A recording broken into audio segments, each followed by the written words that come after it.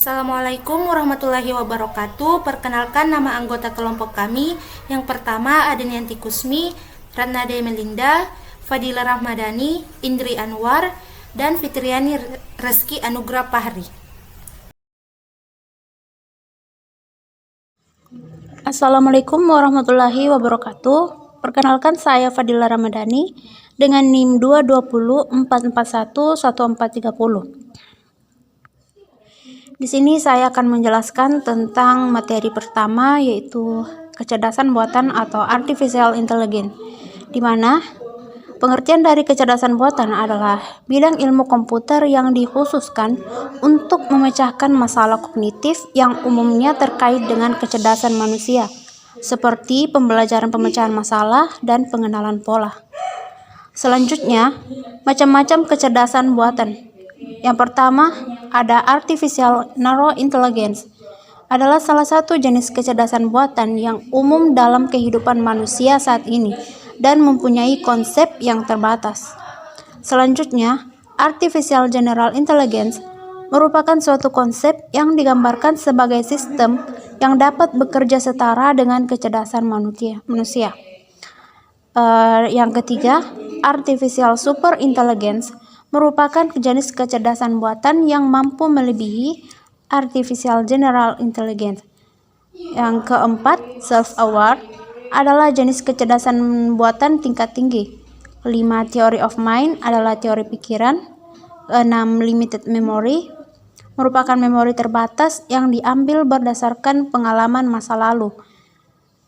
Dan yang terakhir adalah reactive machine adalah kecerdasan buatan yang paling dasar. Selanjutnya, kelebihan dan kekurangan dari kecerdasan buatan. Yang pertama, kelebihan. Kelebihan dari kecerdasan buatan yang pertama adalah mengurangi terjadinya potensi human error. Yang kedua, memudahkan penggunaan gadget. Yang ketiga, membantu dalam pemecahan masalah. Keempat, membantu dalam kehidupan sehari-hari. 6. Membuat keputusan yang lebih tepat. Dan yang terakhir adalah kekurangan dari kecerdasan buatan. Pada tahun 2018 lalu, Elon Musk mengklaim bahwa AI itu lebih berbahaya dari bom nuklir. Dengan kata lain, AI akan menimbulkan ancaman yang jauh lebih besar dibandingkan senjata nuklir bagi kehidupan. Kenapa? Yang pertama, mulai dari kecerdasan AI yang jauh lebih tinggi dari manusia pada umumnya sehingga dapat berpotensi mengancam pekerjaan manusia, seperti ChatGPT yang bisa menggantikan copywriter. Sekarang pun kita bisa membuat chip art dari serta dokter AI yang dikembangkan. Dari hal itulah yang dapat menggantikan peran sebagai manusia dengan teknologi AI yang dianggap lebih efisien. Kekurangan yang kedua adalah AI juga berdampak pada masalah keamanan. Jika sistem AI yang tidak terkendali dengan baik yang menyebabkan masalah keamanan, misalnya serangan cyber yang dapat merusak sistem, maka hal tersebut dapat menimbulkan kerusakan yang tidak diprediksi. Selanjutnya adalah masalah privasi. Dalam penerapan AI, privasi merupakan hal yang penting untuk diperhatikan. Sistem AI yang kurang menjaga privasi individu dapat menjadi sumber masalah, seperti data pribadi yang dapat dengan mudah disalahgunakan oleh pihak yang tidak bertanggung jawab. Dan yang dampak selanjutnya adalah menjadi ketergantungan terhadap teknologi.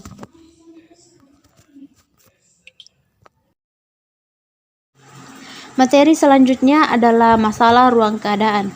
Pertama, sistem kecerdasan buatan. Pada sistem kecerdasan buatan terdapat input, masalah, pertanyaan, dan lain-lain. Lalu basis pengetahuan, motor inference, dan output jawaban atau solusi. Di sistem kecerdasan buatan memiliki bagian utama, yaitu basis pengetahuan atau knowledge base, yang berisi fakta-fakta atau berupa teori. Yang kedua, motor inference atau inference engine berisi kemampuan dalam menarik kesimpulan. Tahapan-tahapan penyelesaian masalah ada 4. Pertama, mendefinisikan masalah dengan tepat, lalu menganalisis masalah tersebut, serta mencari beberapa teknik penyelesaian masalah yang sesuai. Dan selanjutnya merepresentasikan pengetahuan yang perlu untuk menyelesaikan masalah tersebut. Yang terakhir, memilih teknik penyelesaian masalah yang terbaik. Pengertian masalah adalah masalah yang dapat dideklarasikan ke dalam ruang keadaan atau mempunyai keadaan awal dan tujuan. Basic layout. Jadi untuk mendeskripsikan masalah yang baik harus mempunyai 4 tahapan. Yang pertama, mendefinisikan suatu ruang keadaan atau state space. Kedua, menetapkan satu atau lebih keadaan awal. 3, menetapkan satu atau lebih tujuan. Dan yang terakhir, menetapkan kesimpulan aturan. Selanjutnya, representasi. Beberapa cara untuk merepresentasikan ruang keadaan. Ada 3 cara. Yang pertama, graf keadaan. Graf terdiri dari node-node yang menunjukkan keadaan, yaitu keadaan awal dan keadaan baru yang akan dicapai dengan menggunakan operator node-node dalam graf. Keadaan saling dihubungkan dengan menggunakan arcs atau busur yang diberi panah untuk menunjukkan arah dari suatu keadaan ke keadaan selanjutnya. Selanjutnya, pohon pelacakan digunakan untuk menggambarkan keadaan secara hierarkis. Node yang terletak pada level 0 disebut anul.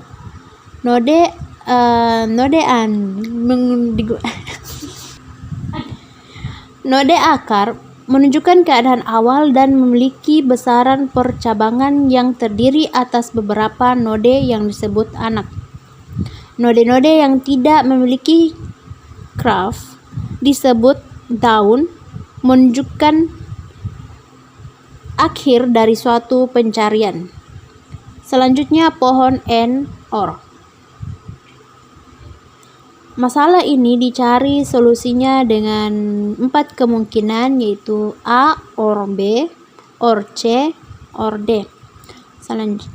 Masalah M hanya dapat diselesaikan dengan A, NB, NC, ND. Assalamualaikum warahmatullahi wabarakatuh. Perkenalkan, nama saya Ratna Melinda dengan NIM 22044111442. Di sini saya akan melanjutkan materi blind search dan heuristic search atau pencarian buta dan pencarian terbimbing. Blind search adalah sekumpulan prosedur yang digunakan dalam melacak ruang keadaan. Sedangkan heuristic search adalah sebuah teknik yang mengembangkan efisiensi dalam proses pencarian.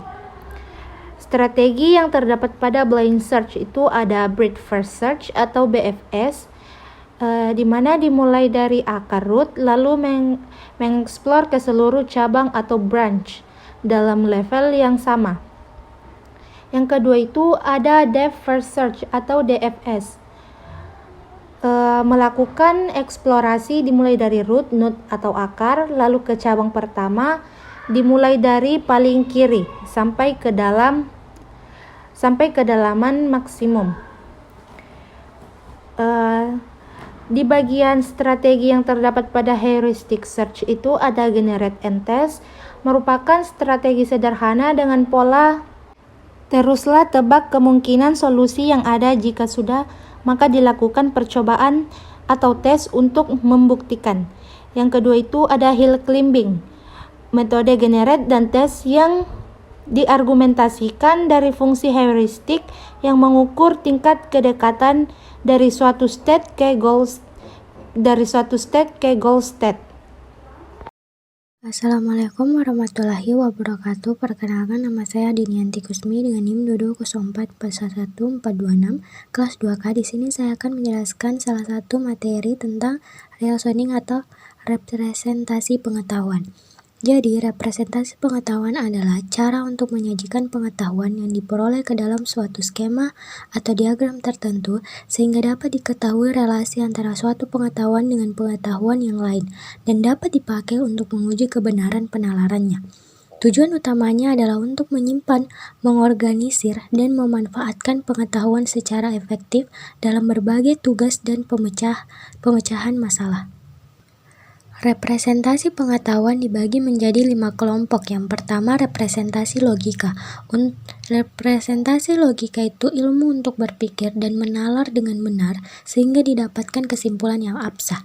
Yang kedua ada jaringan semantik, yaitu pengetahuan disusun dalam sebuah jaringan yang memiliki komponen utama, yaitu node dan arts atau link, di mana node itu menyatakan objek, konsep, dan situasi, sedangkan arts atau link yaitu hubungan antar node dinyatakan dengan tanda panah. Yang ketiga ada frame, merupakan semantic net dilengkapi dengan properties.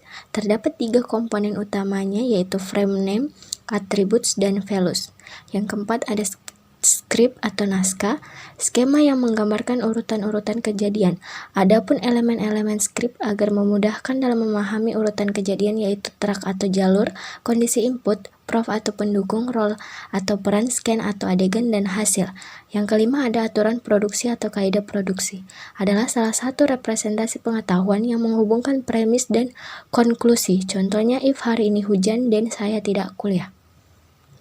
Nah, adapun contoh dari representasi pengetahuan, yang pertama ada representasi pengetahuan berbasis aturan.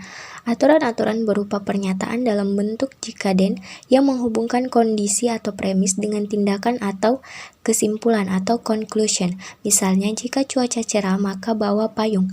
Yang kedua, representasi pengetahuan berbasis graf. Pengetahuan diwakili sebagai graf yang terdiri dari simpul atau node dan hubungan antara simpul-simpul tersebut. Contohnya adalah representasi jaringan sosial. Yang ketiga ada representasi pengetahuan berbasis fakta. Pengetahuan diwakili sebagai kumpulan fakta dalam bentuk yang struktur seperti basis data, misalnya nama ibu kota negara A adalah B. Yang keempat, representasi pengetahuan berbasis semantik, menggunakan bahasa formal atau semantik logika untuk mewakili pengetahuan dengan cara yang lebih terstruktur dan memungkinkan penyimpulan logis. Yang kelima ada representasi pengetahuan berbasis neural, menggunakan model jaringan saraf yang mewakili pengetahuan seperti model bahasa atau model representasi vektor kata. Dan yang terakhir ada representasi pengetahuan berbasis grafik aliran atau knowledge graph, menggunakan grafik berarah yang berisi entitas, atribut, dan relasi antar entitas. Representasi pengetahuan ini sangat berguna untuk sistem pemrosesan bahasa alami dan pencarian semantik.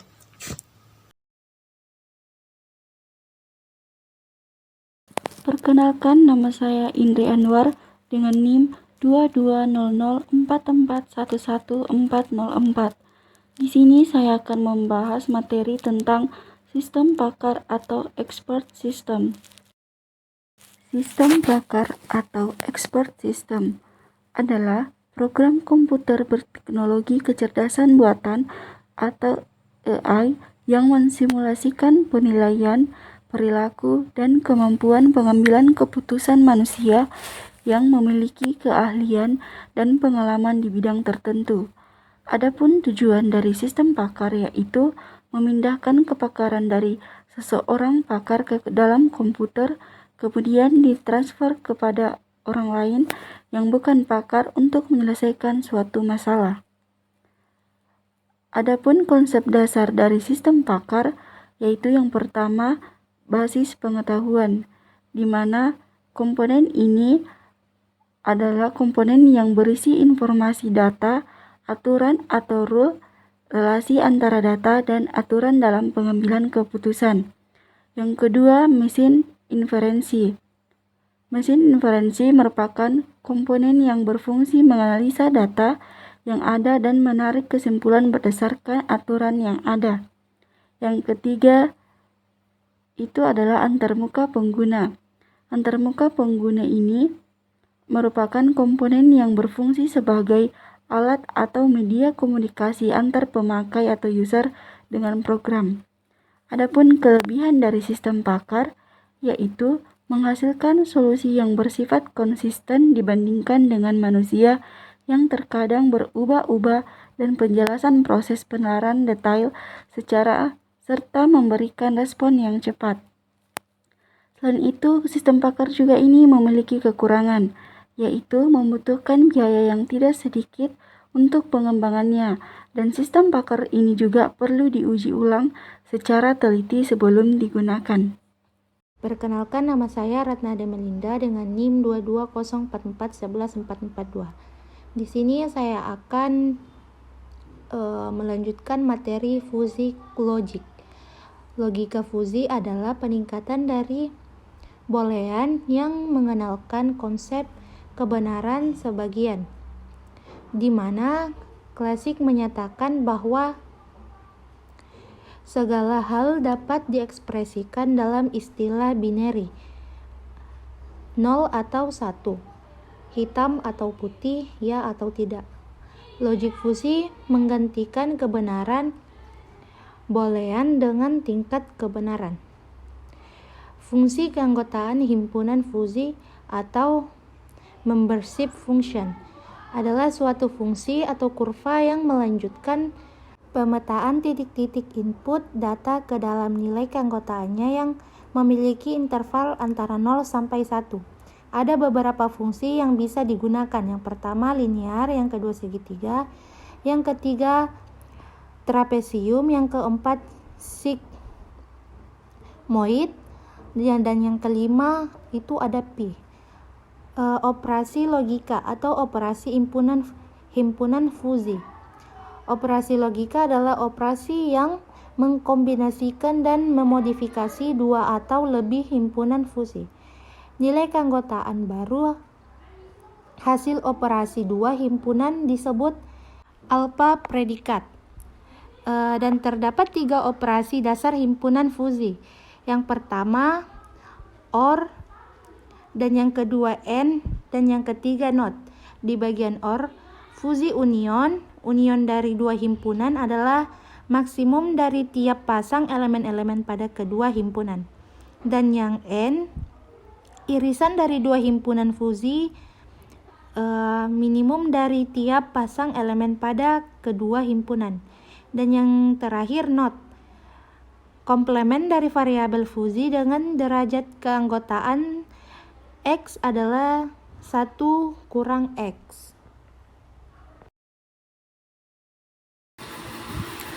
Jaringan saraf tiruan atau artificial neural network merupakan salah satu sistem pemrosesan informasi yang didesain dengan melakukan cara kerja otak manusia dalam menyelesaikan suatu masalah dengan melakukan proses belajar melalui perubahan bobot sinapsisnya.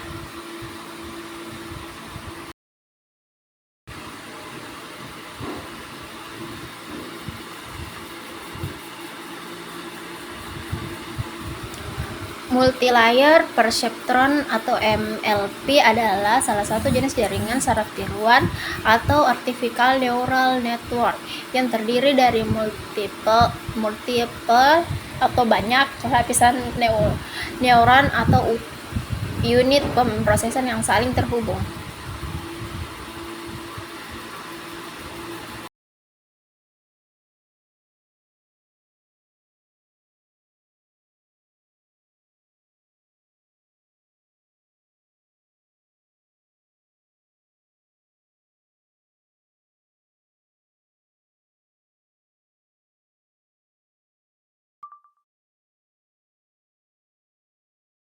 Untuk penerapan AI yang pertama adalah Perplexity AI. Kita dapat mengajukan pertanyaan apa saja dan AI akan menjawab pertanyaan-pertanyaan tersebut.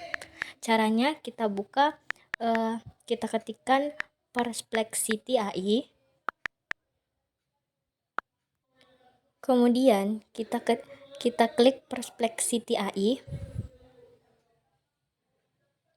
Nah, di sini kita bisa mengajukan pertanyaan apa saja, contohnya apa yang dimaksud dengan kecerdasan buatan. Otomatis pertanyaan tersebut akan dijawab berdasarkan apa yang kita tanyakan.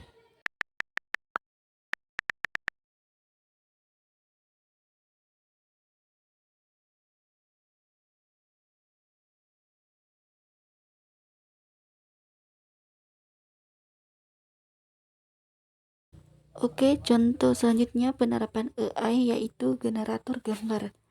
Dengan memanfaatkan teknologi AI, kita dapat membuat gambar hanya melalui teks saja dengan mengetikkan beberapa keterangan mengenai gambar yang diinginkan, maka AI akan membuat gambar tersebut berdasarkan keterangan yang telah diberikan. Caranya, buka aplikasi Imagen yang sudah kita download di Play Store.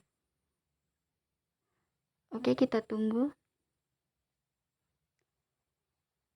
Jika muncul tampilan seperti ini, kita hanya tinggal mengetikkan keterangan tentang gambar.